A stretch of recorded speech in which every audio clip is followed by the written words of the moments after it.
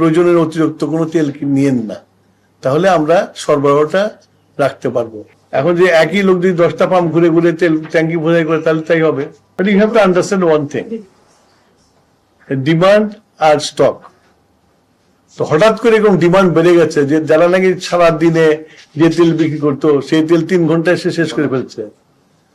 তো ন্যাচারাল তেল শেষ হয়ে যাবে। তো আগে যেমন ট্যাঙ্ক লরির ওরা ভরতো, সারাদিন করেও তেল থাকতো, উদ্বৃত্ত থাকতো, কিন্তু ওরা সারাদিন বিক্রি করে এরকম লাইন দিয়ে বিক্রি করার পরে উদ্বৃত্ত থাকে না। আর আমাদের ইয়ে থেকে ডিপোগুলো থেকে তেল যে ট্যাঙ্ক যে পৌঁছতে টাইম লাগে, সেই জন্য সকালবেলা আর্লি মর্নিং এ থাকে না, পরে তো থাকে। এত ভিড়, এত ওই তেল পেট্রোল পাম্পে যা দেওয়া হয় প্রতিদিন, সেটা সবসময় যা দেওয়া সেটাই থাকে, কিন্তু গ্রাহক তার বেড়ে গেছে। স্বাভাবিকভাবে তেলের তো লাইন থাকবে, পাবে না, তো স্বাভাবিক, এটা তো অস্বাভাবিক কিছু না তো।